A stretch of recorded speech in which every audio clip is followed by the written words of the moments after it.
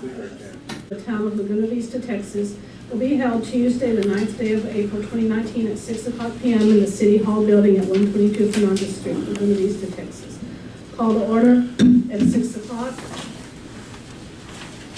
Pastor Stone from Anchor of Life Church for the Lord's Prayer.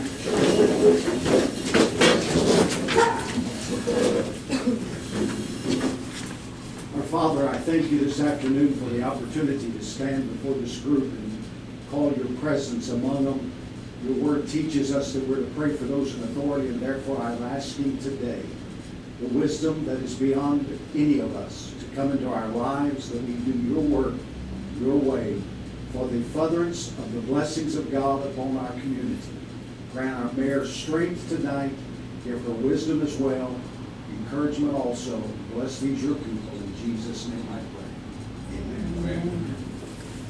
I pledge allegiance to the flag of the United States of America and to the republic for which it stands, one nation, under God, indivisible, with liberty and justice for all. Honor the Texas flag. I pledge allegiance to thee, Texas, one state under God, one indivisible.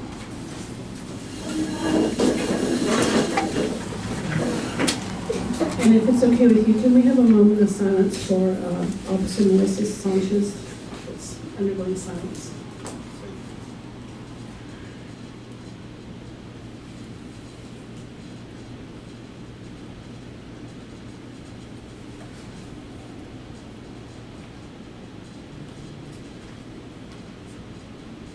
Thank you. Roll call. Mayor Susie Houston. Councilmember Michael Carter. Councilmember Jovan Howard. Here. Councilmember Frank Davalos. Here. Councilmember Rolando Gonzalez. Here. Councilmember Victor Worrell. Here. And Councilmember Nadine Smith. Mom, kids say he's running late, got another meeting, but he'll be here. Item 4. At this time, audience is allowed 5 minutes per person to address the council on any topic. There's no discussion or formal action taken during this agenda item. The speaker must identify themselves before speaking. A speaker request form must be presented to the city secretary prior to the meeting. We have one. We have Mr. Bill Beatty. Good evening. I'm Bill Beatty from 14 Lakewood. I was very pleased to see a survey go out, sent out by Mr. Bell on the parks and who's using them and who wants more or less something. I came to share some information that may not be captured by that survey that I thought might be useful to you. But first, I just wanted to say that when my wife and I think about reasons to leave, we think about going closer to children, or maybe eliminating one airport from having to travel somewhere and things like that. And then when we think about reasons to stay, on her side, the topic of Zumba always comes up. She says that she feels privileged to be in a place where she can have a free Zumba class with a very good instructor, Franco Campos. And then I think about the fact that we're close to nature, and one of my favorite places is the Laguna Vista Walking Trail. Besides the runners, joggers, walkers, families with kids, pet owners that I see over there who I hope submit a response, there's another group that you probably don't see because they just roll through town and they're not from here. Those are the birders. I'm one of them. But the birders over the years have increased in number, specifically during times of migration. People come to the island. You probably know that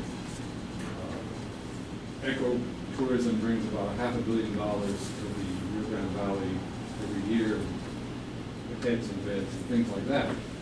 And a lot of them are stopping here. How do they find out about this place? Well, there's this very interesting tool, online tool called eBird, that's run by Cornell University, where people go to places and they submit their observations, and then they do something with it and they put it out, and you can look at places to go. And our little park over here has become what's known as a hotspot on eBird. They call it Laguna Vista Nature Trail. It's not quite the proper name, but it's good enough. And every time somebody sees something really interesting over there, it brings people finds in great numbers. I see more every year. A lot of them bring these long cameras. That's the new hunting. The new hunting. And other people are people who live here. I know a number of people who have turned from winter Texans into Texans. And one of the reasons they told me is because they like this town, and one of the things they like is the parks that we have. I can tell you statistically that eBird lists 240 species seen at the park. They're not there all the time. Seen in the sky above, residing there, and mostly passing through in migration. It's a very important stop. They have water, they have plants that give them food, they have insects that feed off the plants. It's an ecosystem. There are mammals there as well, reptiles, but the birds are part of the ecosystem, and for some reason there are more people attracted to that kind of pastime than others. I have met some interesting people, birders conjure up kind of little old ladies with floppy hats. But in the past couple of years, I met a fellow, for example, who was a retired Air Force pilot who went there. I saw him for 2 years in a row, winter Texan, every day, with his little dog and sat, photographed what he could see. And just this past weekend, we had a rare bird event there that brought out a lot of people. And one of them was a retired Navy fighter pilot from Arlington. Just to tell you what kind of people go in for this type of thing. We had a nice conversation, and I was asked by this retired Navy pilot how the park came to be. And I mentioned the town's willingness to create a park with some public funds and so on. And she thought that was really pretty good. So, there are people out there using the park. You don't see many of them, but I want you to know that it's a growing thing and it's getting a lot of attention. Thank you for your time. Thank you.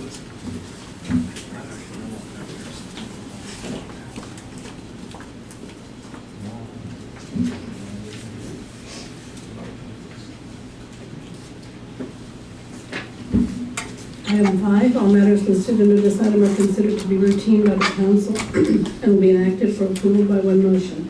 There will not be a separate discussion of these items. If discussion is desired, that item will be removed from the consent agenda and will be considered separately.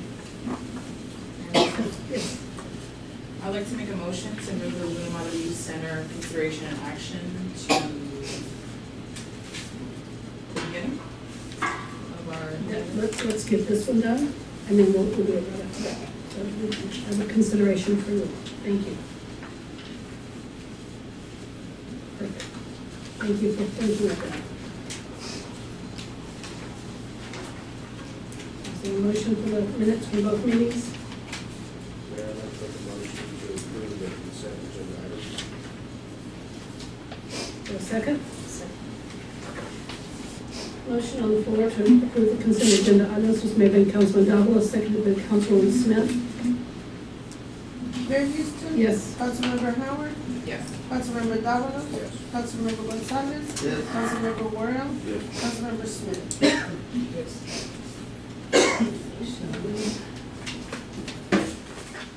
That item is, Jane? thank you. Is that okay with the rest of you all? Okay.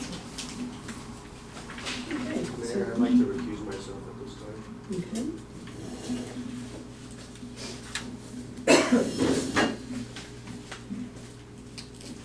Item J, consideration and action to consider the service agreement between the town of Laguna Vista and the Laguna Madre Youth Center for possible funding. Orlando? Council, this is a request that staff had approached about the idea of the council would consider making or funding the service they provide in the community. And this is something that had been brought up previously, and our attorney made it clear that the city cannot give a donation, but it can enter into a service agreement whereby the agreement spells out certain things you're gonna do for the community. And what you have in your packet is that service agreement. And I might add, in the past, they've requested $5,000 You've got some board members here and administrative staff from the youth center that can address any questions you may have as far as what services they provide. But in the event you're looking at wanting to fund them, this agreement will have to be approved.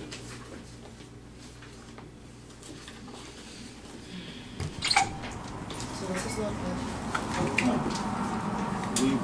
In the event you approve it, when we amend the budget, we're gonna We'll do get it. it back to the board. Correct. That'll be your report. Correct.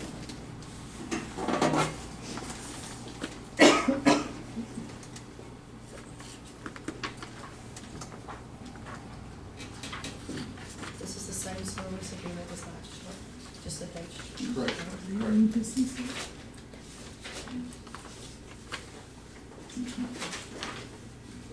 There's a board member. You got one. Mr. Gonzalez, did you want to ask a question? Okay. Either Yolanda or...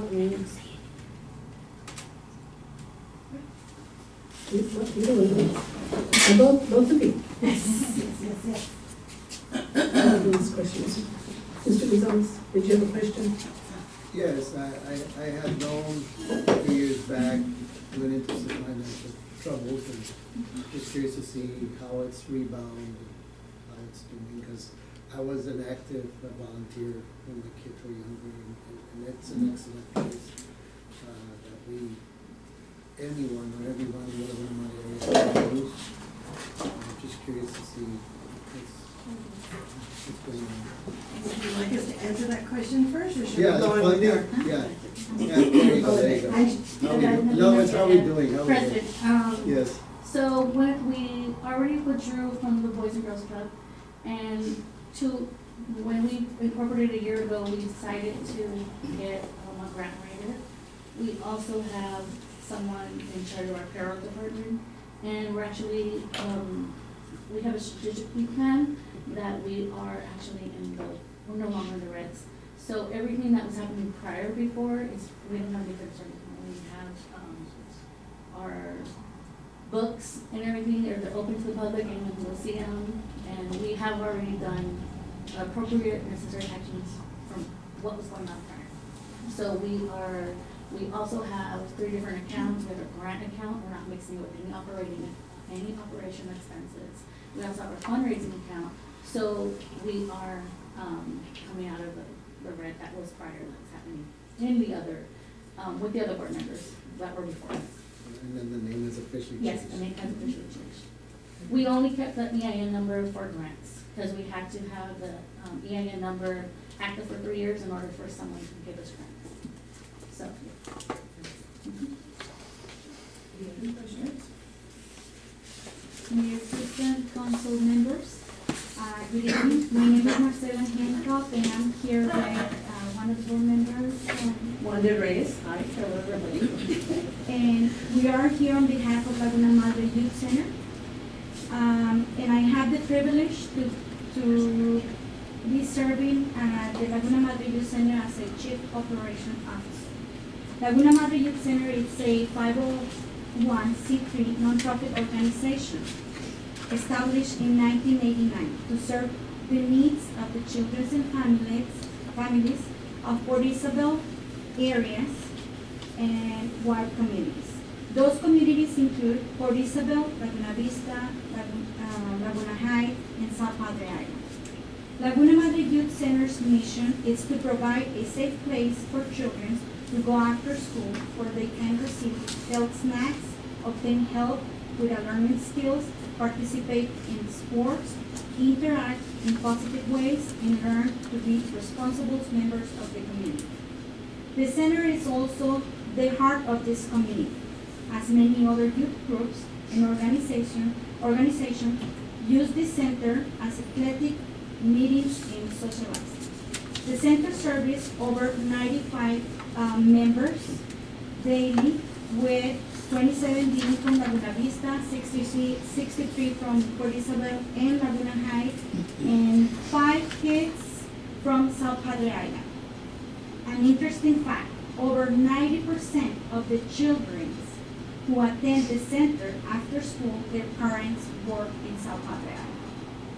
So, to continue to operate and providing service in a safe place for the children to go after school, well, like everybody knows, takes money, and we need your help. And are appealing to the city of Laguna Vista to help us with a contribution to be used on the operation cost from May 2019 to April 2020.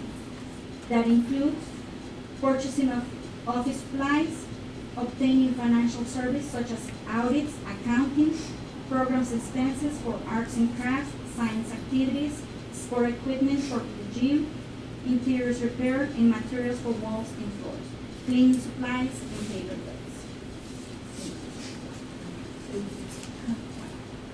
We would like to ask you for a $15,000 grant, however you'd like to look at that.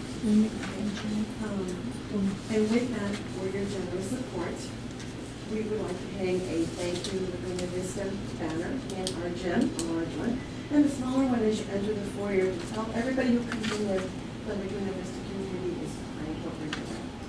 We'd also like to include you in our Facebook and also on our website. So everybody would know pretty much that Laguna Vista, the community is behind what we're doing at the center for all the kids in that place. So the many children who come to the center every day, Monday through Friday, in the various elementary schools, joyfully arrive knowing that they're going to be in a safe place. That's a wonderful feeling to feel for children, knowing they don't have to worry about where am I going, who's going to pick me up until later. And as a community, we need to know and consider that what if we didn't have this safe place for children to come to? What would happen to those children and to this community? We thank you for your support and your time and for your consideration and attention, and we truly hope that you can assist us with this request.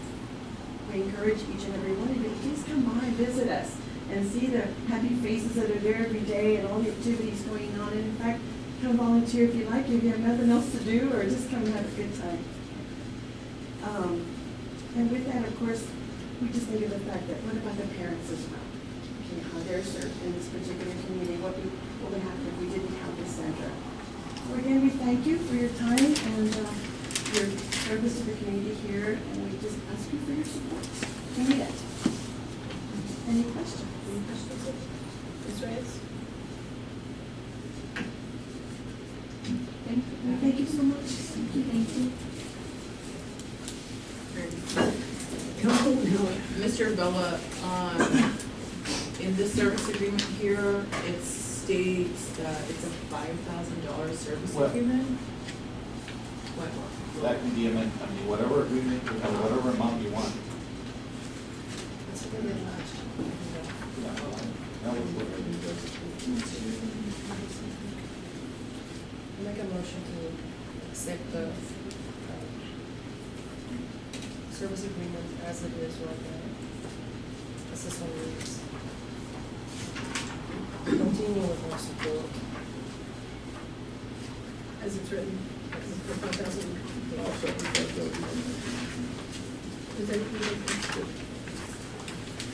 Motion on the floor made by Councilwoman Smith, seconded by Councilman Worrell to accept the service agreement from the town of Laguna Vista and Laguna Madre Youth Center for possible funding of $5,000. Mayor Houston? Yes. Councilmember Howard? Yes. Councilmember Gonzalez? Yes. Councilmember Worrell? Yes. Councilmember Smith? Motion passes. Thank you for coming. Thank you very much.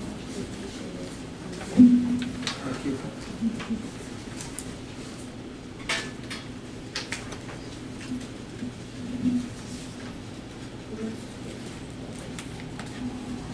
Item 6, new business. Item A, consideration and action to approve resolution number 2019-10 promoting April 2019 as National Autism Awareness Month. I put this on the agenda. We've been doing this for the past many years, just to promote awareness. So I will make a motion.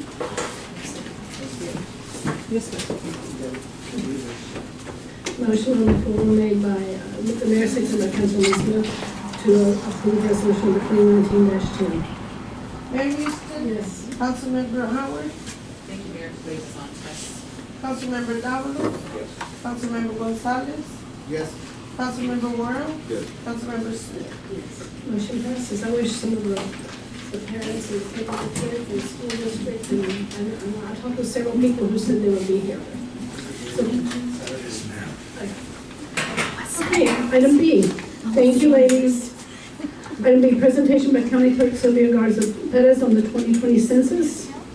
Ms. Perez is here. Yes.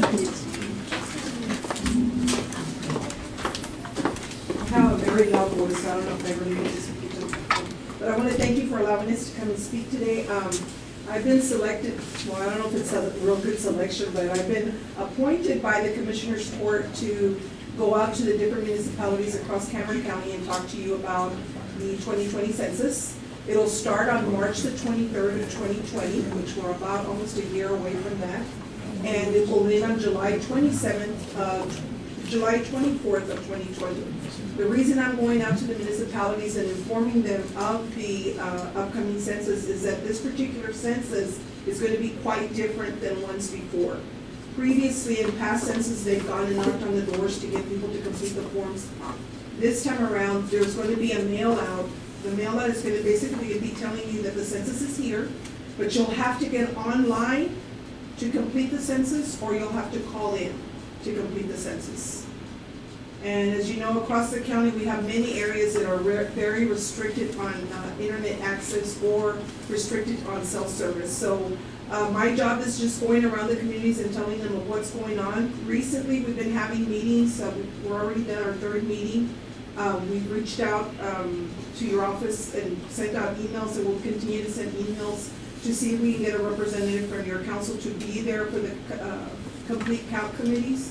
Those meetings basically are in conjunction with the census staff, and they're basically telling us, you know, what our timelines are, how much time we have to be getting messages out, getting the word out to the communities, the publications out to the communities. It's going to be a tough job. I know last time they had the census, I'll tell you that, for example, if we're talking in dollars, they pay about $15.98 per person in a household. So if you have a household of 6 that did not complete the census, that's going to cost us about $9,588. Over a 10-year period, it'll cost us $95,880 for that household. So it's very imperative to get every household in every part of the county counted to get them to participate. And you know, once you get a paper, it's really hard for us to even fill out paperwork. So imagine telling people you gotta go online, or you gotta get on the cell phone, you gotta make the call. But my endeavor is to work with everyone, partner with everyone, come out to the communities, and either phone bank or call people to come in and start meeting at different centers so that we can make sure that everyone completes the census. Again, it's gonna be a cumbersome task, but I'm trying to build teams in every community so we can get this done. Do you have any questions? Yes, ma'am. Thank you. Just curious, why does it cost you $6,000 per household or $95,000? Why does it cost you? Because that census is only done every 10 years. So for example, what costs you this money? How does this cost you money? it comes from government money that we get for the county, for the different municipalities. The dollars So that. it's less money you're getting? Yes, if we're not counting, when we don't get counted, I know 10 years ago when we had it, we were undercounted, as was Hidalgo. Hidalgo County was way undercounted than Cameron.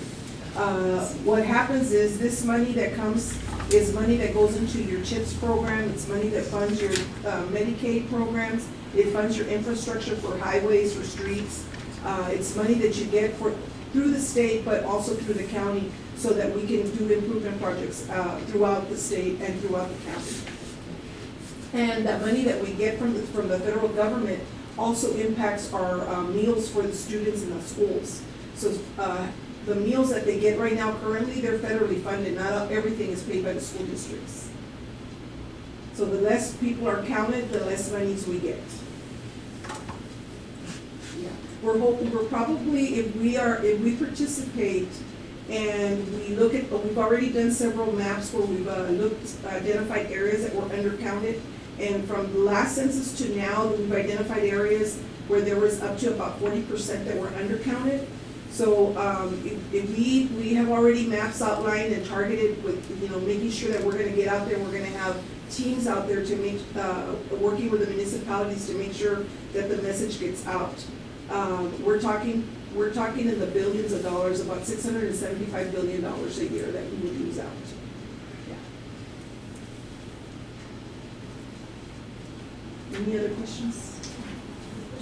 So if you have anyone from your council that is interested in being part of that committee, so they could come back and feed you information, I'd be more than glad to have someone help me, because I can't do this by myself. Huh? You'll help me also. Volunteer. And, it's gonna be a cumbersome task, and it affects all of us. It's not just one community, it's all of us. So hopefully, working together, partnering with you all, we can make a difference and be counted the way we need to be counted. Okay, thank you so much for your time. Thank you. Thank you. You'll give me Good luck. Yes, good luck. You look, thank you.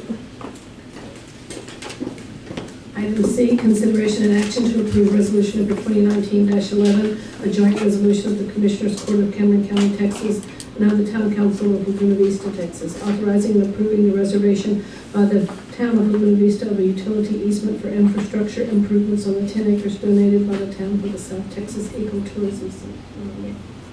Council, I'm happy to inform you we're in the final stages of submitting all the documents that the EPA is requiring, because the town applied for this infrastructure grant from the EPA.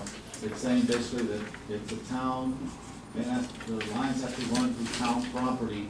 As you may recall, earlier, a few months ago, you had handed or donated the 10 acres to the county. So essentially what this joint resolution is saying, that though you made the donation, you're still reserving that property for the easement.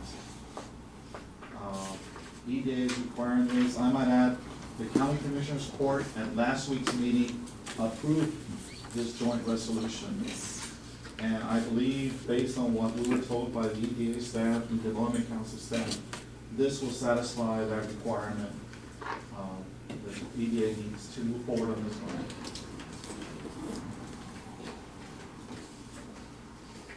Any questions? Mr. Miller? The motion will be in order. Make a motion to approve resolution number 2019-11. I second the one. Motion on the floor, made by Councilman Alvarez, seconded by Councilman Gonzalez, to approve resolution number 2019-11. Mayor Houston, Yes. Councilmember Howard, Yes. Councilmember Davalos, Yes. Councilmember Gonzalez, Yes. Councilmember Worrell, Yes. Councilmember Smith. Yes. Motion passes. Item D, this is second reading, repealing, of the second reading of ordinance number 2019-04, the nuisance abatement. Mr. Miller? Yes, this is the second and final reading of this ordinance. And as you may recall, at the last meeting, we had asked that it would be tabled because we wanted to come back to you after reviewing the drainage maintenance ordinance to see if there was any conflict. In reviewing the drainage maintenance ordinance, the responsibility of maintaining ditches is solely on the property owner. As you may recall, discussion last month's meeting was about that in the event there's a ditch that's maintained by the city, that property owner would not be cited. And so what we've done is, we've attached a copy of that ordinance, the drainage maintenance ordinance, which is ordinance 2008-33, and we've added on the ordinance that's before you reference to the idea that in the event a police report is filed, that person would not be charged. That is on section 6A, page 2. And then we also, there was a discussion during the this ordinance whereby there was interest in initially allowing somebody from 24 to 48 hours to comply before they were cited. So we changed that on section 8A, page 3. I understand the concern that how can you cite somebody if there's standing water in the ditch and that problem is not necessarily caused by that property owner? How can you cite that person? And chatting with our attorney, he brought up a very good point. He said, well, how how can I say that? If that's what the code enforcement officer would notice, and would address at that time. So, does that make sense? Any questions? Amendment, I'm sorry. can I offer an amendment? Sure. I would like to amend section 8D, line 1, strike may and insert shall. So for the same reason we did the other last one. Yeah, instead of, yeah, if we're gonna do it, we should do it to everybody. What, section 8D? Section 8D, strike the word may and insert shall.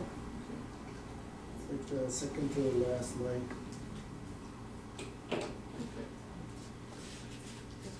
First line of D, right? The town may inform the Well, owner, there's the one town down- shall inform the There's one owner. at the bottom too. Oh, is it? Yeah. Without further notice shall take any action, or may. Oh. No, leave that one may, the first, put the line 1, in line 1, the word may should be shall.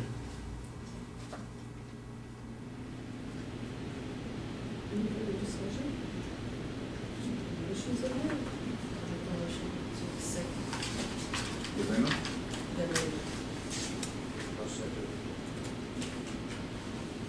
Motion on the floor made by Councilwoman Smith, second by Councilman Davalos, to accept the amended ordinance number 2019-04. Mayor Houston? Yes. Councilmember Howard? Councilmember Davalos? Councilmember Gonzalez? Yes. Councilmember Warren? Yes. Councilmember Smith? Motion passes. Item E, consideration action to approve resolution number 2019-12, as April is Fair Housing Month. Alma's notes to me says this is needed for our TCDP grants.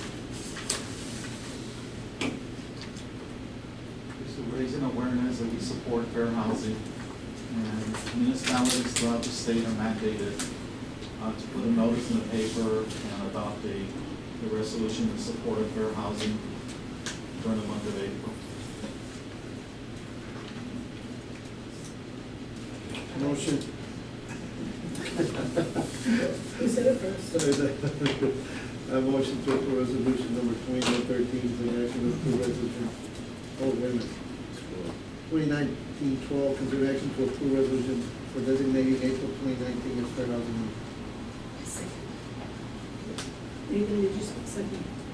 Who seconded? Motion on the floor made by Councilman Gonzalez, seconded by Councilman Smith, to approve resolution number 2019-12. Mayor Houston? Yes. Councilmember Howard? Yes. Councilmember Davalos? Yes. Councilmember Gonzalez? Yes. Councilmember Warren? Yes. Councilmember Smith? Motion passes. Item F, consideration action to approve resolution number 2019-13, authorizing the police chief to submit grant operation for the Operation Stone Garden. Chief David? This, Mayor and Council, this is a grant I believe this is a grant I believe I touched on a little bit with the other two grants. And to submit for, this will be $40,000, so I think I touched on it last week. We're going to have overtime to $16,800 can be used for what I put in for bulletproof vests, flotation devices, nice ones for the vessel, and a thermal imaging device. And then overtime, this is through the border security software. Any questions of Chief? I'd like to make that motion to approve resolution number 2019-13. Second. Motion on the floor is made by the mayor, seconded by Councilman Wall, to approve resolution number 2019-13 for Operation Stone Garden. Mayor Houston? Yes. Councilmember Howard? Yes. Councilmember Davalos? Yes. Councilmember Gonzalez? Yes. Councilmember Warren? Yes. Councilmember Smith? Motion passes. Item G, consideration and action to approve resolution number 2019-14 opposing House Bill 347 and any Senate companions to this legislation. Orlando. Council, this bill pertains to eliminate distinctions between Tier 1 and Tier 2. 2 years ago, legislators adopted and made changes to the existing state law that really affected large cities. And at that time, we had a meeting with the governor. I think he was very receptive to the idea that he understood how it would hurt small cities to burden them with additional requirements. So he was very receptive to, at that time, only impacting large cities. Well, as we suspected back then, we figured that this session, that legislators would step forward and eliminate distinctions and basically apply these annexation changes that were done 2 years ago, applying to all cities, regardless of size. So House Bill 347 does that. It adds additional requirements for cities that want to initiate annexations.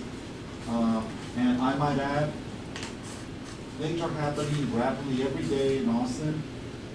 Last night, the House voted on 347 on the House floor, and it passed 96 to 48 or something like that. So what happens now, it goes to the Senate, and that bill, along with the Senate companion bills that agreed, go before the Intergovernmental Relations Committee, the Senator Lucio chairs. So this resolution is asking, though we can't do anything at the House at this point, is asking the senator to consider supporting Laguna Vista and all the other cities in opposing this legislation. That's what this resolution does.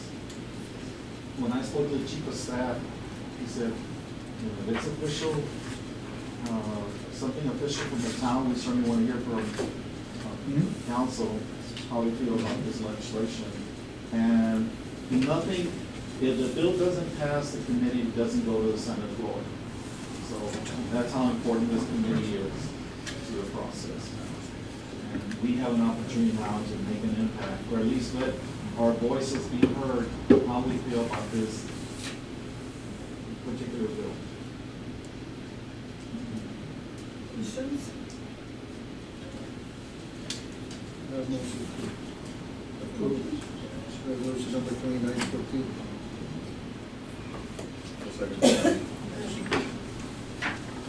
Motion on the floor made by Councilman Gonzalez, seconded by Councilman Morrow, to approve resolution number 2019-14. Mayor Houston? Yes. Councilmember Howard? Yes. Councilmember Davalos? Yes. Councilmember Gonzalez? Yes. Councilmember Warren? Yes. Councilmember Smith? Yes. Item H, discussion on the staff's plan to submit a Texas Community Development Block Grant application to the Texas Department of Agriculture for the purchase of a fire rescue truck or fire truck. Mr. Vella and our chief. Under the umbrella of the Texas Department of Agriculture, under the umbrella of the agency, they have what's called a FAST grant. Fire, or municipalities can apply for fire trucks. And so the deadline is June 13th. So what we did, we put this item on the agenda to seek your input on how we should proceed. The fire chief and the police chief have been working on this. So they like to make a presentation to you. So our plan is to come to you at the next meeting with a resolution in which you authorize the submission of the grant application at the main meeting. So, but at this meeting, we want to basically tell you what we're looking at and get your input. Archie, you want to? And you have the police chief gave me something to distribute to you, pictures of a rescue truck, but why don't you present to them, chief? Good evening, everybody. So this truck will be basically a quick attack truck. I drive around a lot by myself, and sometimes I'm on the other side of the city and I gotta go all the way back. So this I'll have in my possession all the time. To put out car fires, even a small shed fire, but at least we'll have something on the ground right away. So it's considered a fast attack truck. Metro Fire has done the specs for us, and it's all in front of you what they have ready. These trucks are flying off their assembly line, they said, because it's a very common truck now for small cities like us. Councilman Smith. Thanks, Chief. So this won't substitute engine 2? Correct, and will not substitute engine We two. still need engine two, right? Correct. How is that process going? I know this is separate, but this will help me think about Slow. it. That's the only thing I can tell you. It's been on their website for almost a month now. They've had one hit. They talked to the company and they backed out. So now we just wait? It's a waiting game. It's like a 4-month waiting game to see if there's any other interest in the vehicle. And then after that, they'll decide to lower the price or not. And you prefer, I personally would first want to see fire truck two get taken care of. But this is obviously a grant that you want to apply for that will pay for the whole $95,000. Correct. 90,000, I think it is. Something. Yeah, A it's lot. 100%. It's not. Yeah. Okay. Thank you, John. Further questions? Okay, thank you.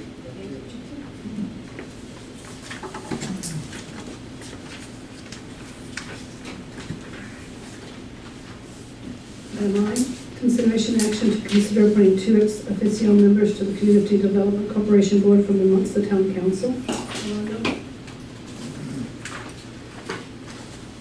This is a follow-up to the action the council took previously, in which it appointed 2 members to serve as ex-official members on the CDC board. Ex-official members do not vote, they simply, they can participate in discussions. Currently, we have the mayor and the mayor pro tem to serve in the CDC board as ex-official members. I attached copies of page 12 and 13 of the bylaws and refer to ex-official members being appointed to the CDC board. Should I make a motion? To serve a term of 1 year. Make a motion to appoint Victor Worrell as an ex-official member. I second. Okay, I second the motion.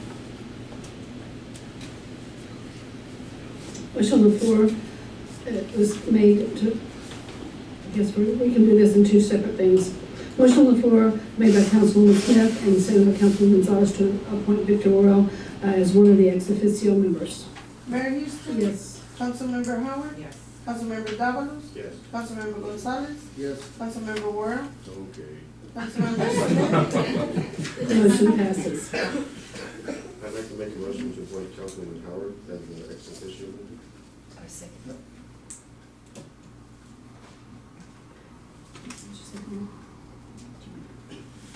Motion on the floor by Councilman Davalos, seconded by Councilwoman Smith to appoint Yvonne Howard to, as the second ex officio member to the CDC.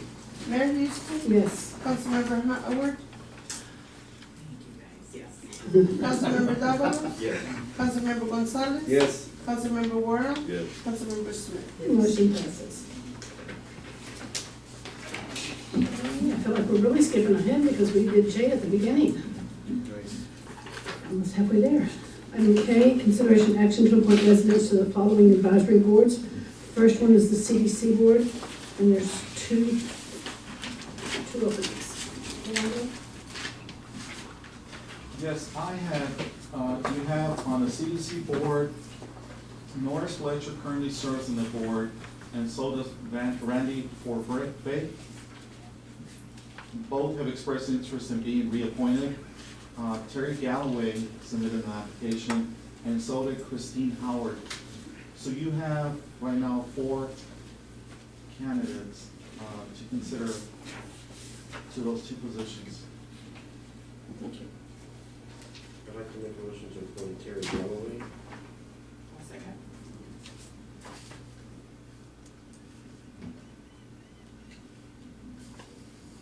Motion on the floor is made by Councilman Davalos, seconded by Councilwoman Howard to appoint Terry Galloway to CDC. Mayor Houston? Yes. Councilmember Howard? Yes. Councilmember Davalos? Yes. Councilmember Gonzalez? Yes. Councilmember Worrell? Yes. Councilmember Smith? Motion passes, excuse me. I'd like to make a motion to appoint Kristen Howard to CDC. I'll second.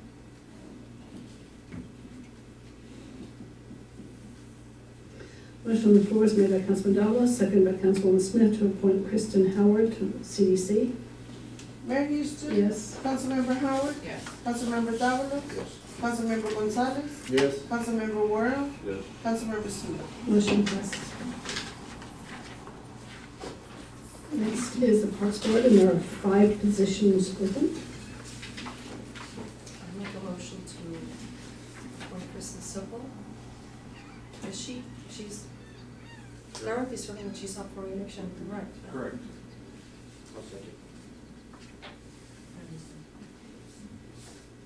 May I speak? Sure. On the Parks Board, Mr. Avella, that we just had last week, was she present at the meeting? Okay, thank you. She was under the weather, but she showed up. Okay. It's like some of us, right? Motion on the floor made by Councilwoman Smith and seconded by Councilman Davalos to appoint is it Kirsten? Kirsten, that's what I thought. Kirsten Sickle to the Parks Board, reappoint her. Mayor Houston. Yes. Councilmember Howard, Yes. Councilmember Davalos, Yes. Councilmember Gonzalez, Yes. Councilmember Worrell, Yes. Councilmember Smith. Motion passes. I make a motion to appoint Gary Lott. I second the motion.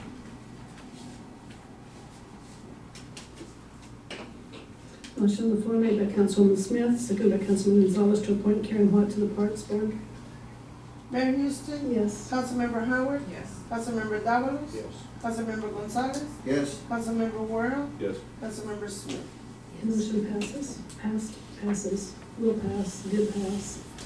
I'd like to make a motion to appoint Irene Hernandez to the Parks Board. She just told me the other day she was interested in being back on. Motion on the floor made by Councilwoman Howard, seconded by Councilman Davalos to appoint Irene Hernandez.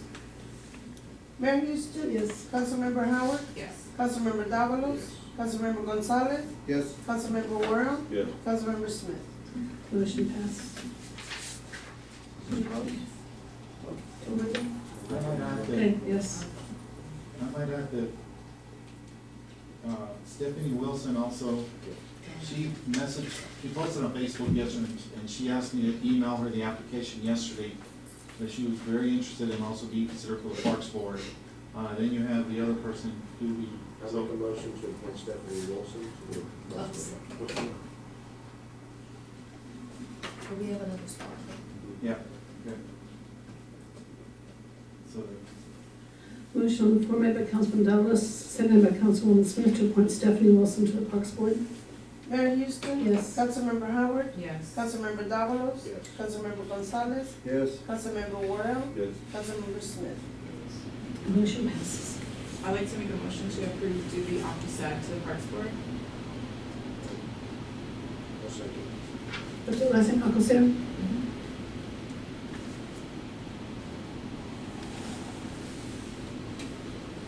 Motion on the floor made by Councilman Howard and seconded by Councilman Davalos to appoint Judy Officer to the Parks Board. Mayor Houston. Yes. Councilmember Howard. Yes. Councilmember Davalos. Yes. Councilmember Gonzalez, Yes. Councilmember Worrell, Yes. Councilmember Smith. Motion passes. Now into the library board, we have 4 positions there.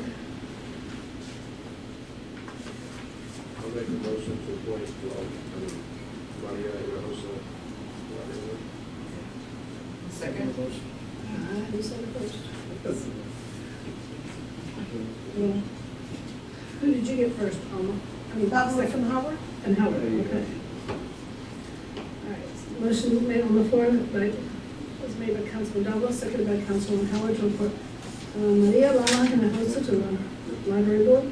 Mayor Houston. Yes. Councilmember Howard, Yes. Councilmember Davalos, Yes. Councilmember Gonzalez, Yes. Councilmember Worrell, Yes. Councilmember Smith. Motion passes. Make a motion to appoint Mayor Backus. I'll second the motion. Okay, I'm way down. You heard that? I heard that one. Motion on the floor made by Councilman Davalos, seconded by Councilman Gonzalez, heartily, to appoint Anna Backus to the library board. Mayor Houston. Yes. Councilmember Howard, Yes. Councilmember Davalos. Yes. Councilmember Gonzalez, Yes. Councilmember Worrell, Yes. Councilmember Smith. Motion passes.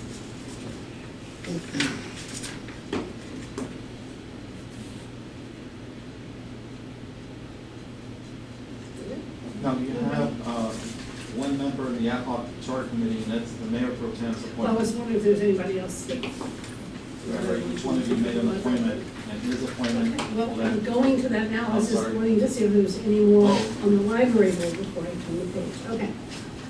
All right, Mr. Dulles, this is your appointment to the ad hoc. I'd like to make a motion to appoint Therese. I'm sorry, what's the name? Therese. Oh, Therese. I'll second your motion. Motion on the floor made by Councilman Davalos, second by Councilman Howard, to appoint Therese Eaton to the ad hoc committee. Mayor Houston? Yes. Councilmember Howard? Yes. Councilmember Davalos? Yes. Councilmember Gonzalez? Yes. Councilmember Worrell? Yes. Councilmember Smith? Motion passes. Item L, discussion and possible action on whether the town council wishes to initiate annexation proceedings. Mr. Miller? A few months ago, there was a discussion on the part of the council that you were interested in moving some type of, initiating some type of an annexation, some area or areas at Laguna Heights. I bring this up because, as I indicated earlier with House Bill 347, there is a strong possibility that some type of law will be signed into by the governor, and if whatever is signed into law will take effect September 1st. So whatever we initiate now and gets approved before September 1st would not, we will not have to follow the new state requirements and it be imposed on the town initiating annexations.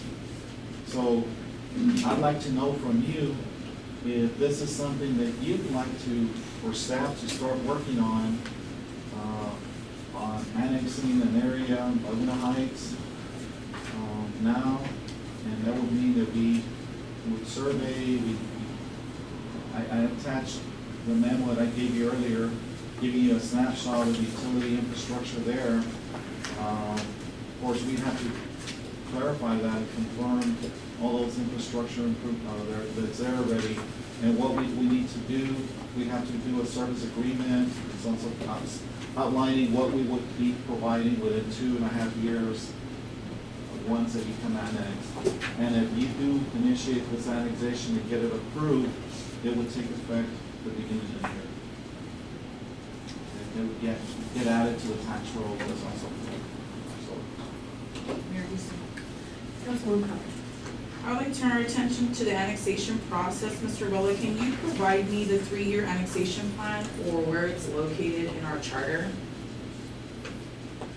I'm not sure there's reference in the charter about the that's a state law. Okay. We have to follow state law as it pertains to annexations. Mr. Dulles?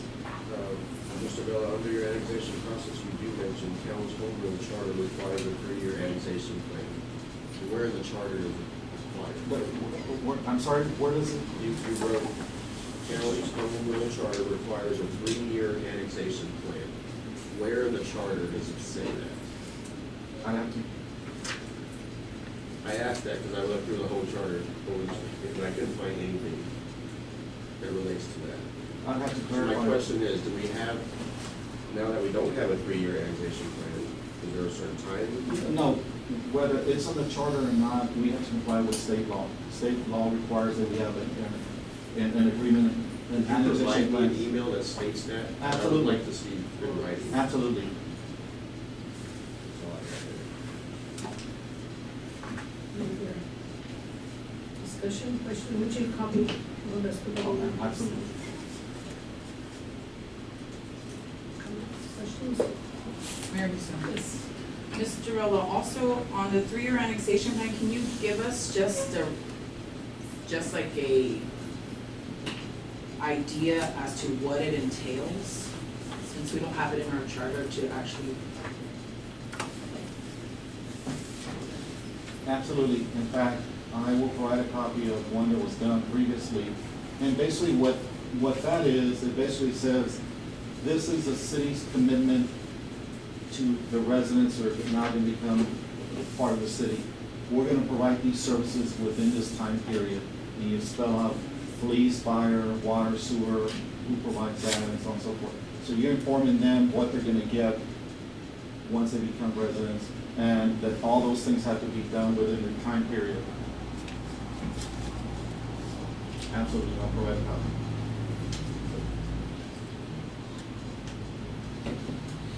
Any questions? Mr. Walker? Yeah, Mr. Jones?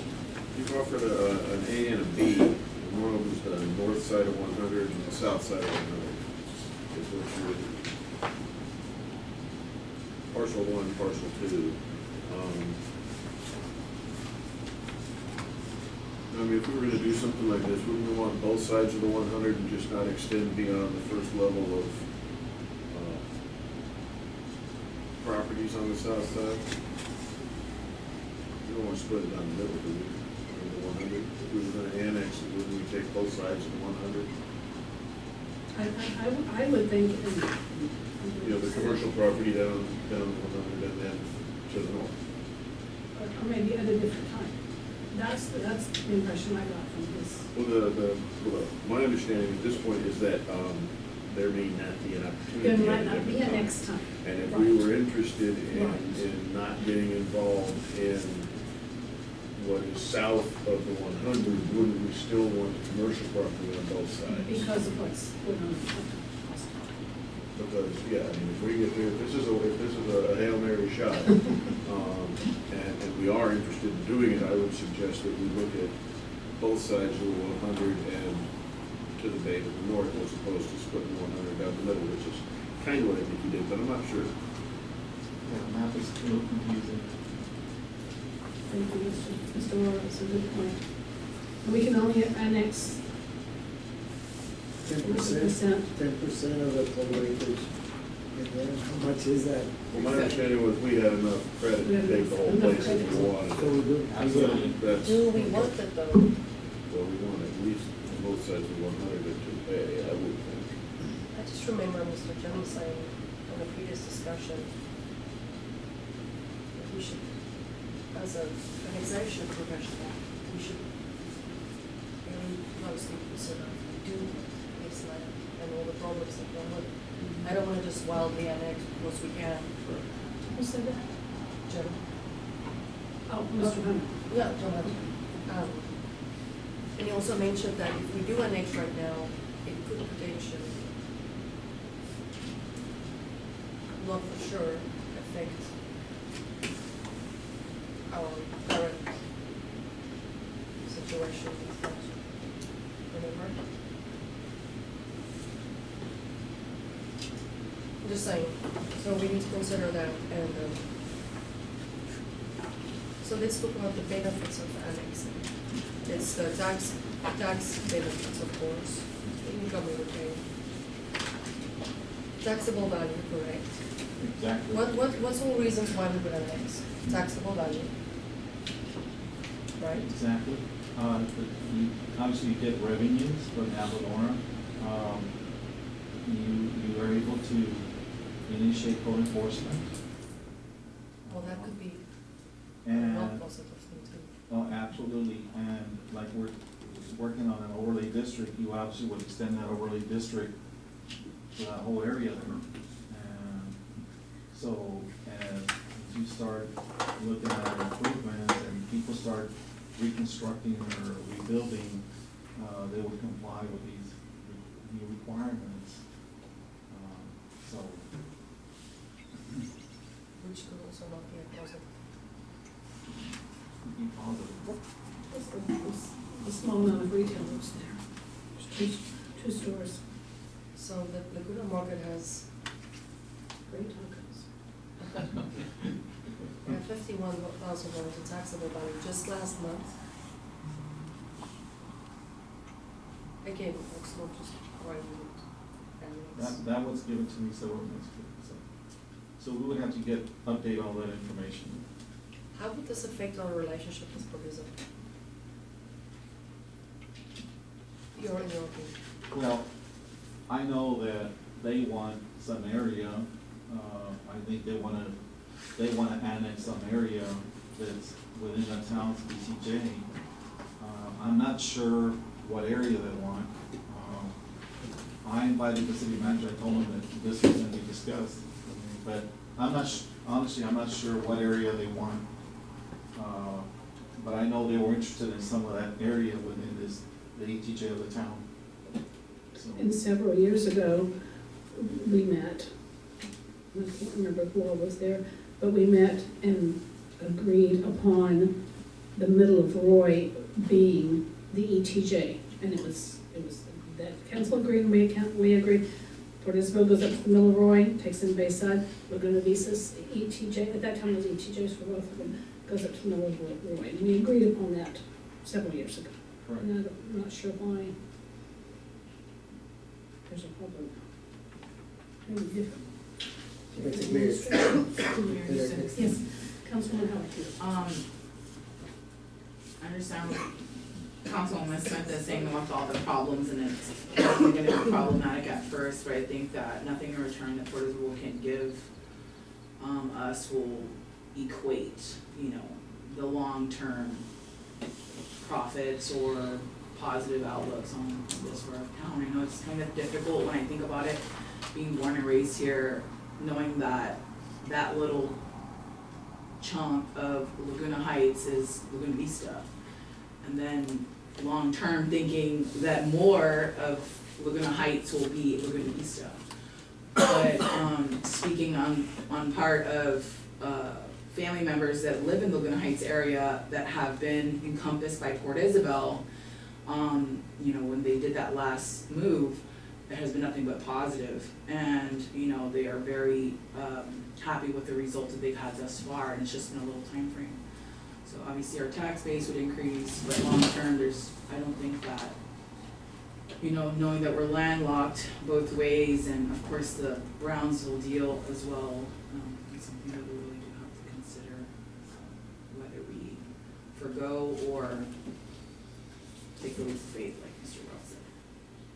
I was at a quinceañera not too long ago, and someone who lives in the ETJ, and Laguna Vista's ETJ, and I was talking to her about this, and asked how she felt, and she said she would much rather be a resident of Laguna Vista than Port Isabel.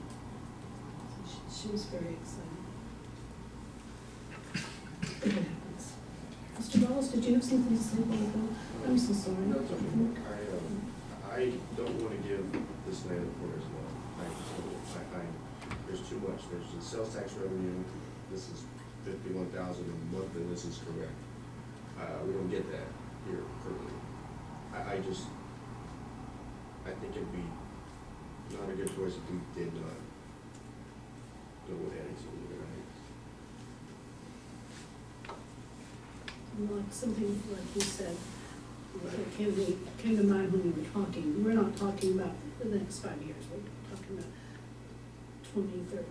This is a long-range thing, and eventually, it's going to take time. Maybe not in this lifetime, but things will get cleared up, cleaned up, and it will be an added, beautiful attraction to Laguna Vista. When you mentioned that split, it's basically all the way from the south side to the bay, completely just line it went straight across. Yeah, it is. It goes right through Reyes. What is it about Reyes? For oysters. That's what it's meant. I would exactly sure. Let the record show that Mr. Carter has arrived. I'm not exactly sure I understand. So parcel 1 is the north side of 100 up to the waterfront, including Michigan Street and Michigan Avenue. But these are all horizontal streets. So, and then as well with parcel 2, south side of Highway 100 up to Pennsylvania, which is also horizontal, according to the beta. So, where does it stop? I mean, I'm not sure exactly where it stops. Where Isabel's. Bayside Marine. Roy is a demarcation between. So, but it's not on this map.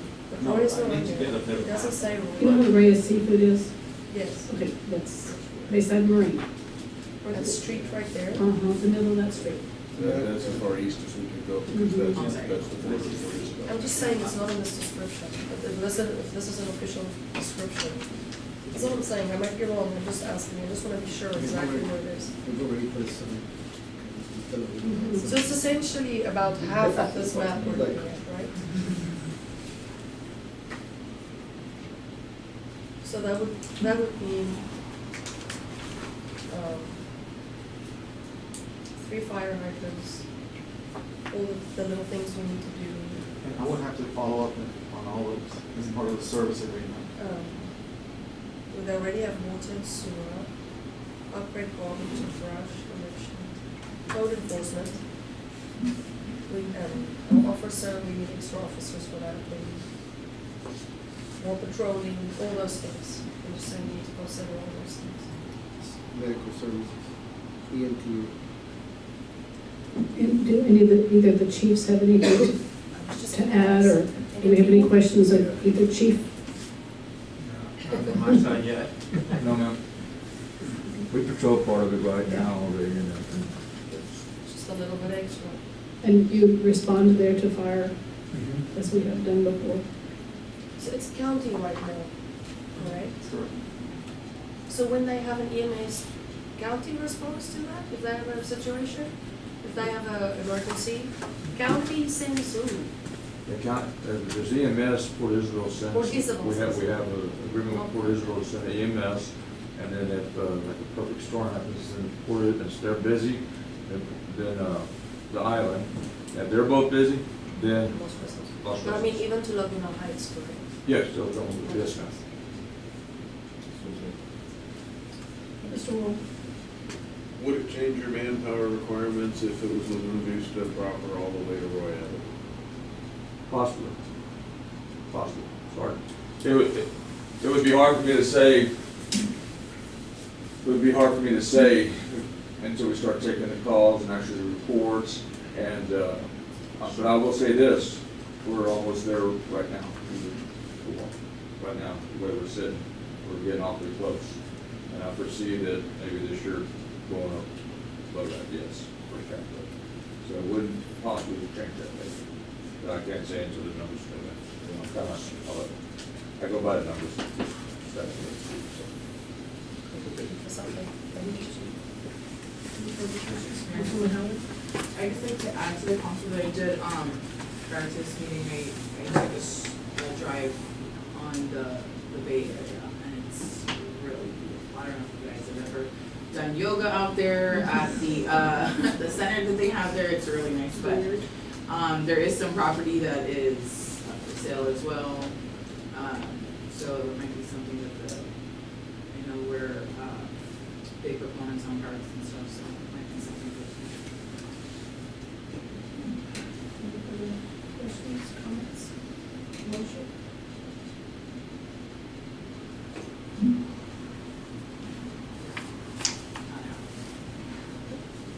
I'll make a motion. Mr. Gonzalez, did you have something to say? I was gonna say one last thing, I strongly would like to see us do that, just cautiously, I guess, because of the fear of, one thing that keeps, we're not as equipped as Port Isabel, obviously, for some of the services because of their tax base. But that will increase our tax base quite a bit, and there's some businesses that are beyond the Highway 100 area, so. I think that would be a good thing. Councilman Smith, did you have something to say? I'll make a motion. A good motion. A good motion out of hope. A good hope. To instruct our city manager to, sorry, which one is it? To initiate annexation proceedings for parcel 1 and 2. Laguna Heights. Second motion. Okay, the motion on the floor is made by Councilwoman Smith, seconded by Councilwoman Howard, to approve, to initiate the annexation proceedings of both parcels. This is momentous. I think Laguna Vista's good. Alma? Mayor Houston? Yes. Councilmember Carter? Yes. Councilmember Howard? Yes. Councilmember Davalos? Yes. Councilmember Gonzalez? Yes. Councilmember Worrell? Yes. Councilmember Smith? Yes. Motion passes. Hopefully this will go down in the annals of history of Laguna Vista as a great idea. A great plan. All right, item M. We're halfway through. Consideration and action to accept the recommendation from the Planning and Zoning Commission to replat Lot 6 and 7, Block 417 of the original town site. Rolando? P&Z met on the 25th, and basically what you have is the two lots being replatted to one. The property owner wanted to build a house on those two lots. So our ordinance says that you have to build on one lot. So basically, those two lots have been converted to one. So this is basically a replatting. The P&Z, it took them a minute to approve it. Actually, the meeting lasted less than 5 minutes for both replatting requests. So it's on Pond Boulevard, so those two lots are being combined to one. That's the planning request that P&Z considered, and they recommend approval. Any questions? Motion? Make a motion to approve the replatting of lot 6 and 7, Block 417, original. Second motion. Motion on the floor made by Councilman Worrell, seconded by Councilman Gonzalez to approve the Planning and Zoning Commission replat of lots 6 and 7, Block 417. Mayor Houston? Yes. Councilmember Carter? Yes. Councilmember Howard? Yes. Councilmember Davalos? Yes. Councilmember Gonzalez? Yes. Councilmember Worrell? Yes. Councilmember Smith? Motion passes. Item N, consideration and action to accept the recommendation from the Planning and Zoning Commission to replat Lot 3 and 6, Block 554 of the original town site. Also on Pond Boulevard, 3 and 6 combined into one. The P&Z at the meeting reviewed this, and they recommend approval. I will make a motion to accept the replat of lot 3 and 6. Second?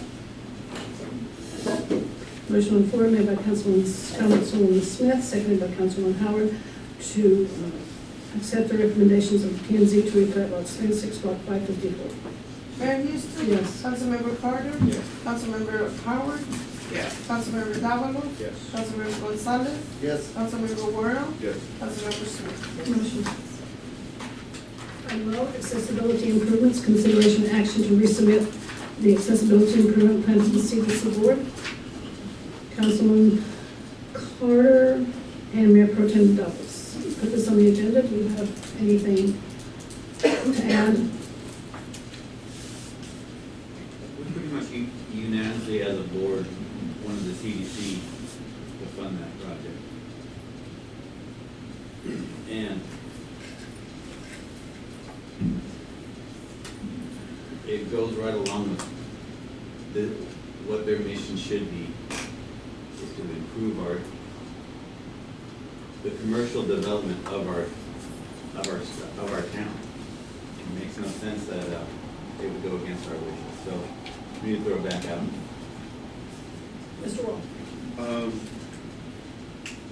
What I would like to do is I would like to make a motion to postpone this item until after consideration of U, because item U is going to be a discussion on whether or not we have a workshop with the CDC to give them our priorities, and we literally have two CDC motions ahead of that, and I'm gonna make a motion actually to postpone both of those until after U.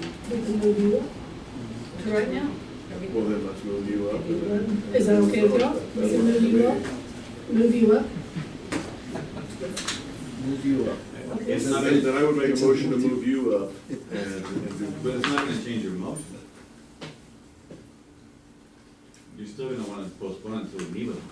Right. So, Well, no, I will, No, he was one. I think what I'd like to do is discuss it, because you is, we're gonna decide whether or not we're gonna have a oh, I meeting see with what you're them. saying. And Okay. if we are gonna have a meeting with them, then I think we should deal with these things in person. And if we're not gonna have a meeting with them, then I think we should vote on whether or not we want to push this back at them. Does that make sense? I will second your motion. We don't need a motion to move To the move you item. up, yeah. To move you up. We were already dealing with this, so I felt like we needed. a Well, motion but to wait, no postpone one had made a this. motion yet. Okay. We were just So discussing. we're Is gonna that, move is you that, up. We're moving you up. I'm not sure what you're discussing at this point. It's okay to go to that. Let's go to you. We're gonna, We'll Is that okay with you all if we go to you? Let's move you up. Okay. To discuss, item U, Alma, are you with us? Yes, ma'am. To discuss priority projects between CEC and Town Council. Councilmember Howard and Mayor Pro Tem Davalos put this on the agenda. Since we're out of order, Mayor Houston. I'm sorry. Would you like to move you back? joint workshop, yeah, so just Mayor one Houston. page back from 11. Okay. Okay. So, I find it, imperative to cohesively meet with CDC board. I went to, their previous meeting, and it seems they're a little disjointed, as far as like what they can do. Besides that, maybe, some of the projects that are imperative to our town and the progress to our town, they're very important. And for them just to hear, what we would like to see, our vision that we would like to see, mirroring our comprehensive plan, along with all the other plans that we have. So that they understand their key role in the progress of this community. So put this on the agenda is to have that joint workshop, not only to discuss the marina improvements, but also the library and the fire station that have been hanging by a thread for quite some time, and acquiring more land.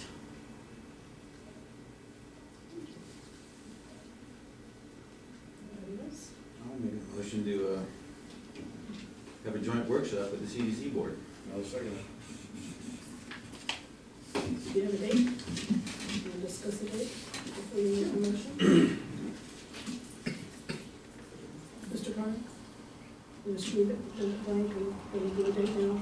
There's a bunch of people involved, so, Yeah, you know, just leave it up to, you give it to the city manager to schedule it. They meet on the third Monday of the month. So if you want, we can schedule it the third Monday in May. We'll see if they are available too. I would let them know that the council would like to have this joint workshop with them for all of them to be present. They meet next Monday, so, and keep in mind that two are new, so we have to give them all the materials so they can familiarize themselves with the bylaws and articles of incorporation. you said May, Correct. not April. Correct. The third Monday in May. No, he's saying May, next May, month, Oh, May. next. Well, how about after Oh, it's our April. meeting? It's in. Our next meeting. Yeah, I mean, personally, that's gonna be a rough week for me, May? that third week of May, Graduation. that's graduation week. Oh, yeah. It's gonna get tough. How about after our meeting, So, you know, potentially? After a town council meeting, the Yes. same night? Very short, actually. I suspect the next meeting will be shorter than this one. May 14th. you know, The May 14th, if you, I can tell them that May 14th, do it at 7 o'clock, and we'll be here. Mr. Carter, did you want to amend your, or just add that to your motion? add, have it after our meeting on, May 14th. Okay. Okay, so the motion on the floor made by Councilman Porter, seconded by Councilman Wallace to have a CDC joint town council workshop on Tuesday, May the 14th, after our meeting, hopefully at 7 o'clock. Mayor Houston? Yes. Councilmember Carter? Yes. Councilmember Howard? Yes. Councilmember Davalos? Councilmember Gonzalez? Yes. Councilmember Worrell? Councilmember Swift? Motion passes. Item B, darn. No, Oh, I forgot to go back. I forgot to move you back. Item P, comprehensive, Rolando, don't confuse me. Oh, Consideration and action to resubmit the accessibility improvement plan to the CUC. Mr. Ward? You were future agenda item, I would table this point if it was up to me, but if you guys this agenda item. I wanna push it back on. Okay. Mayor Houston, Councilwoman Howard? I would like to revert back to a memo that was given to us from June the 12th, and you guys don't have a copy of that. But on June the 12th, a memo from Mr. Morocco highlighted a couple of things on there, and it's just pretty much something that we have to do, as Mr. Carter says, to look back at Is this last year, 2018? that. June 12th, 2018. So a couple points on here that were made that are in for this improvement. In the back, more importantly, quote, since the charter amendment makes clear that it is in the town that is required to use the marina in a specified manner, the town may face potential ADA issues if it does not implement measures to comply with the statutes regardless of any lease. Secondly, for the reason it may be beneficial to the town of Laguna Vista that any lease or agreement affecting the marina property, including provisions and obligations, to begin making improvements that make it ADA compliant. And just piggybacking Mr. Carter had said, that we all were in compliance of this, and that is why it's imperative to have that workshop for sure, so that they know all this stuff. I'd like to make a motion to resubmit the accessibility improvement plan to the CDC board. Second. Motion on the floor made by Councilman Dowell, seconded by Councilman Carter, to resubmit the accessibility improvement plan to the CDC. Mayor Houston? Yes. Councilmember Carter? Yes. Councilmember Howard? Yes. Councilmember Davalos? Yes. Councilmember Gonzalez? Yes. Councilmember Warren? Yes. Councilmember Smith? Motion passed. Item P, consideration possible action to hold a workshop to discuss amending or revising the comprehensive plan. Councilmember Howard and Mayor Pro Tem Dawes. Thank you. So upon looking at the comprehensive plan, we have several elements within the comprehensive plan that need revision. According to our city charter, which we did place in the information regarding subject section, that every, as per charter reviews revised every 5 years, the current comprehensive plan is from 2014. Going on page 2, you may be able to do this, one by one if you wish. Future land use, starting on page 7. We have strategy 3, bullet 3, establish a 3-year annexation plan to enhance and preserve community integrity and economic viability. Where is comprehensive, where is that annexation plan? The last bullet in that strategy 3, developing plan and business plan to promote the town. Great idea. I'd love to see it. Continuing on, strategy 5, bullet 2, work closely on the development of a town square in the heart of the community to attract residents and visitors. I think Mr. Vela has done a good job, a fair job in attracting as much as we can attract to that specific area. Also on strategy 6, creation, addition, sporting, or recreational facilities. There, let's see. Moving on to element 3, traffic circulation and mass transit. Strategy 3, bullet 1, bullet 2. Ensure safe traffic controls are in place at the intersections of Mesquite, Highway 100, Palm Boulevard, Highway 100. I know Mr. Vela has had some backlash on that. Which one? On strategy 3, and this is under element 3. Okay. So, and then bullet 2, traffic controls are in place at the intersection for Nas and FN 510, right here, I know there has been drawn out, walking area, but, control the traffic. It needs to be revised there. Strategy 4, last bullet, in strategy 4, encourage residents to carpool, ride the bus, work on off-peak hours, these are all great things, but it's a 5-year plan that we have seen.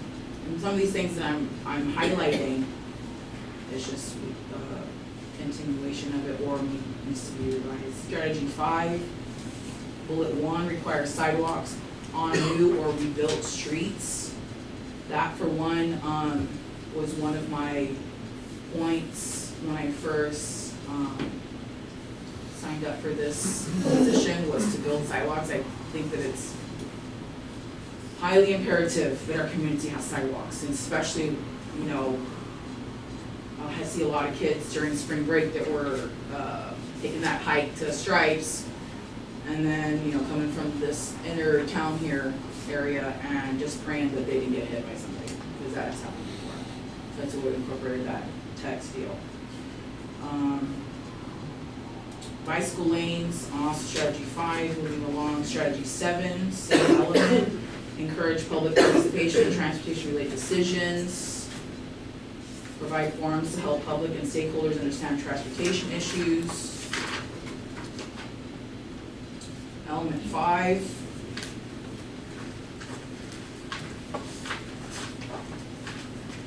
strategy 1, bullet 4, convert towns' recreational facilities to raw water irrigation where practical. Practical. Something like that. Practical. Okay, there we go. Utilize gray water from washing machines, showers, and sinks for landscaping, watering. These are all good ideas. Strategy 2, last bullet, modify towns' building codes, been modified. But then again, to allow gray water for landscaping irrigation, not sure about that. Strategy 4, bullet 2, retrofit town-owned facilities with solar panels. I know all, you know, the city hall has, that has been done here, I believe, but not all city-owned buildings. Last bullet in that strategy, use wind generators, hybrid geothermal natural gas, use hydro cogeneration of heat, use clean water. Element 6, strategy 1. Bullet 3, extend the Rowalk Park Trail to the unused portion of the town-owned marina after the 50-year lease expires and the town takes over ownership and maintenance. So right there, I mean, obviously qualifies us to even have this workshop, since that has changed. Bullet 4, operate and maintain the town-owned marina. There again, back to the marina. Strategy 2, last bullet, construct a public boat ramp facility on Bayside property on Highway 100.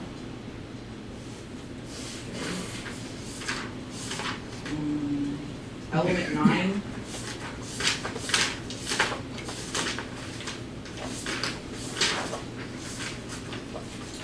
Strategy 1, all of it. Public warehouse, upgrade and expand the present fire station, upgrade and expand the present library, all of it. Because since we need to do what we're saying that we need to do. Strategy 2 as well, design and construct town buildings, design and construct new facilities.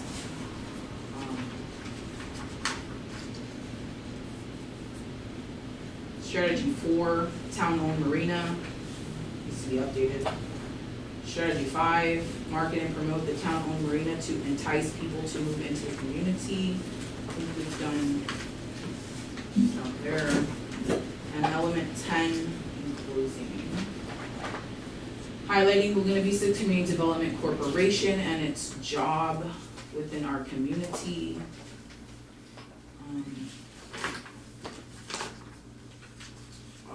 Strategy 5, second 42, page 42, create a task force program composed of representatives from town councils and Hollywood district.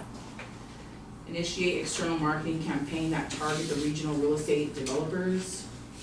Redesign the town website with a link on economic development. Develop a web-based economic development site for developers to understand site options, process, and plans.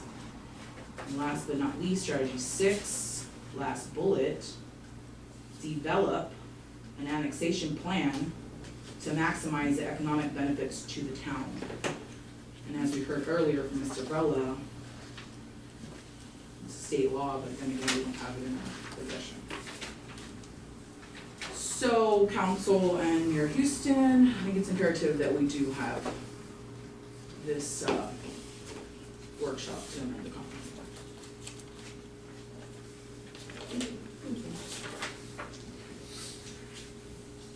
Comments?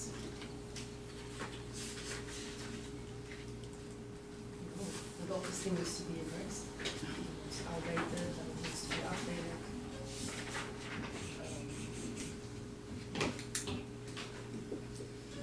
To keep up with what we said we're gonna do, or especially the vision that previous people had, so we can keep up with continuity and fresh ideas and old ideas. I think that's a great idea. I agree. Mr. Moore? So is this gonna be like, is it appropriate to do this in a workshop, or is this more of an ad hoc committee situation?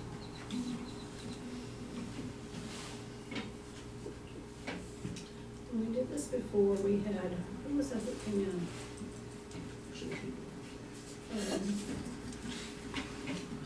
Staff did this. Wasn't John Toby There's somebody from Years UT, prior to my time that they were doing something. but someone from UT. Well, that was a visioning plan. UT.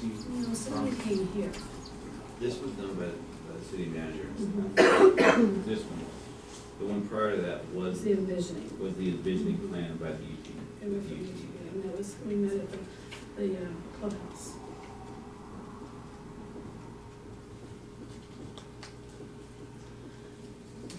Yes. And I would just like to say, upon reading the capital program for our city, it needs to mirror this comprehensive plan.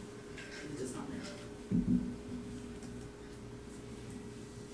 Is it something we can maybe discuss? We all go look at it then as an agenda item. It's gonna be a long one, but if we all have come up with our ideas and we say yes, yes, no, no, and move on to the next.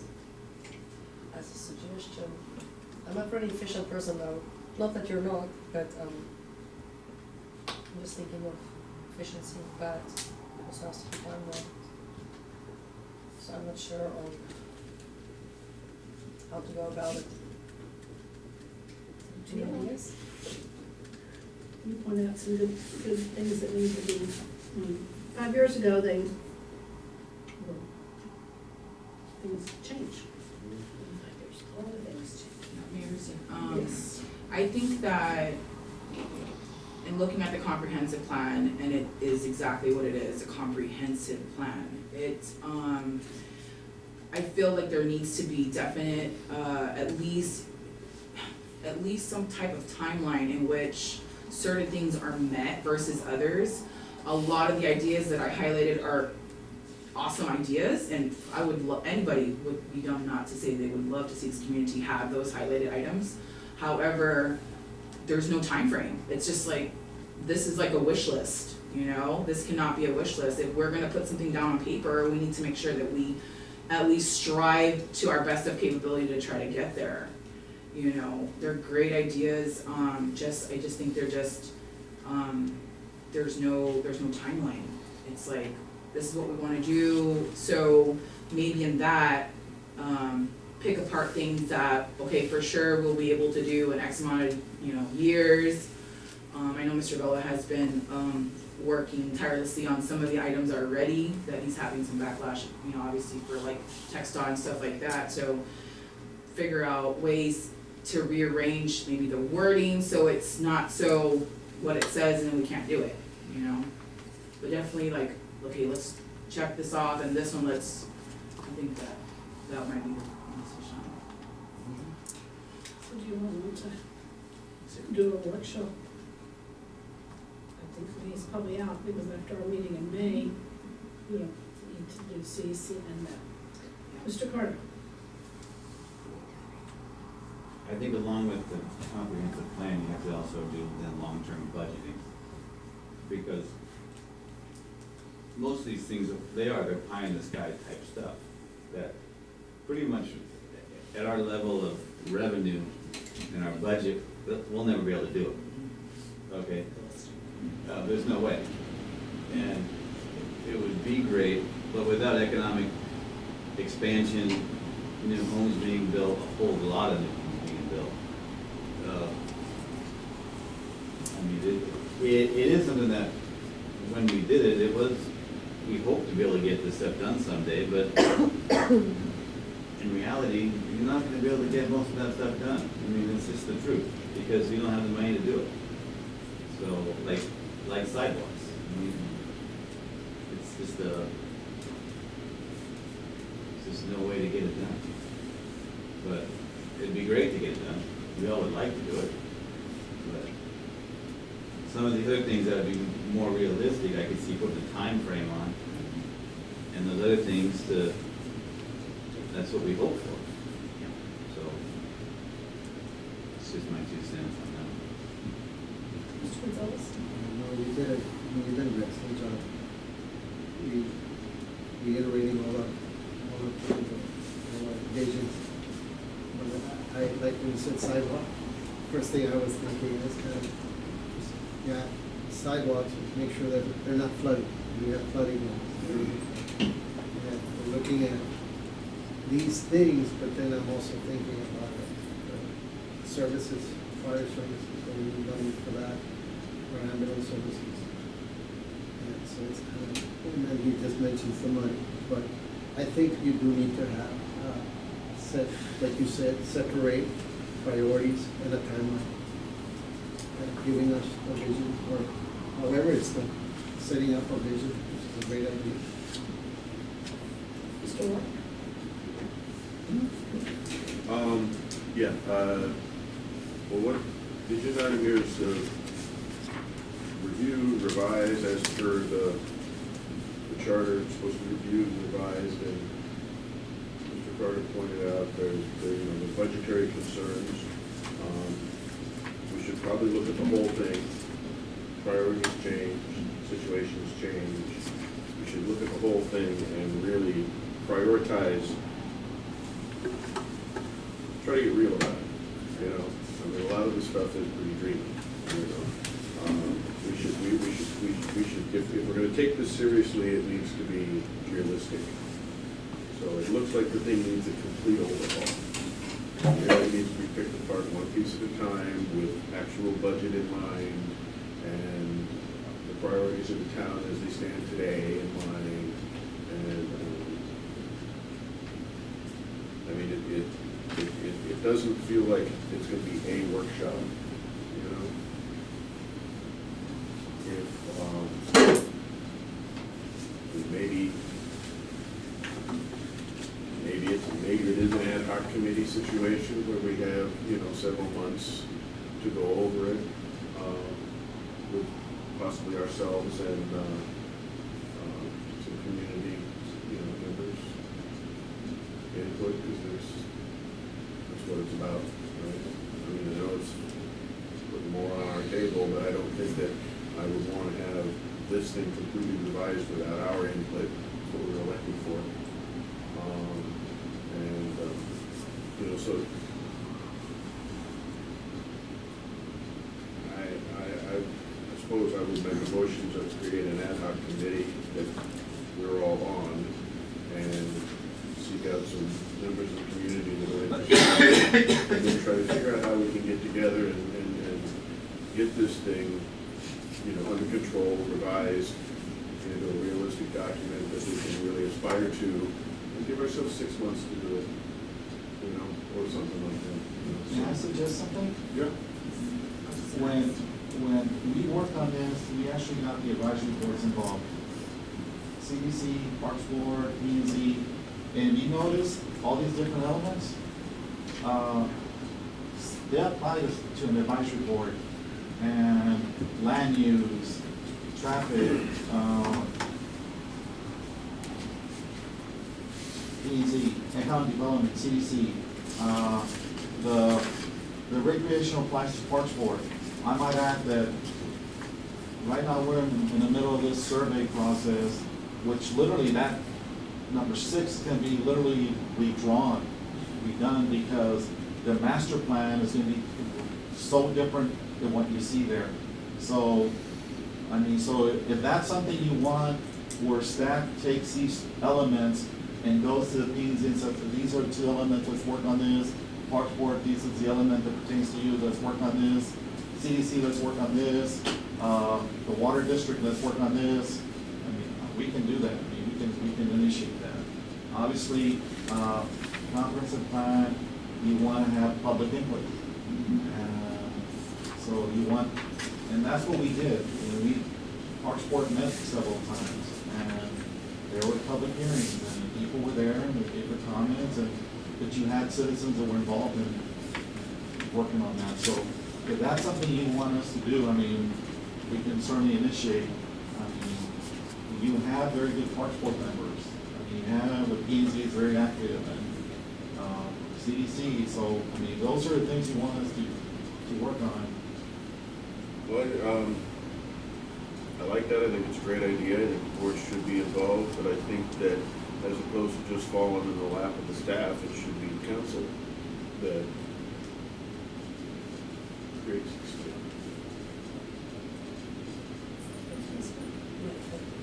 I agree with you, but I think it's great to maybe have some boards do some of it, and it will come back to us for final approval. As opposed to us dealing with the whole thing, I think it's a good idea to split it up maybe a little bit. For one, so it's not so labor intensive. 2, that those people can pay more attention to detail for the small work that they have. And then all of it can come back to us. Or we can be included in all of this in some way. And then final approval comes to us. And let me, good point, and let me just add, like, reference was made about a 3-year annexation plan. We have one. The attorneys have said no action on that until all this litigation is put to rest. We have ones, we actually have a proposed 3-year annexation plan that due to the ETJ litigation, the attorneys have said this is on hold until all this is resolved. So my point is that there's things there, it's like a moving target. They haven't been acted on because of things that are beyond our control, like the annexation litigation, or the ETJ litigation. Like Jim Hunter said, this 3-year plan is on hold. So it's been on hold since all this litigation. So I'm not sure, I mean, I'm just saying that there's some things that are still, we're working through. Tech stop, the crosswalk, we've been working on it for 2 years. So there's things that, you know, that are somewhat beyond our control. Mr. Gonzalez? Yes, I guess also like to expedite it. I know like some of those things that you were like saying, like this is not occurring anymore, this is not happening. I think we could, like you've already done an excellent job of doing some of that. We could already say, yeah, let's cut that out of it. And then move on with that plan forward. You know what I mean? I think all of us could already more realistically look at the vision and tailor this plan so that when it gets to those folks, they can see what type of vision we're looking at, and then they can start looking at the incremental costs. Or we can look at the incremental cost of the things that they think are needed if you're gonna put it in an ad hoc or similar type of committee you had before. Which, Mr. Rose. go ahead. I think it's good, because I'm trying to think that if we give each committee their piece of the pie, and maybe that pie may be a little too big for them to even bite, I guess, is that so I'm being figurative, but,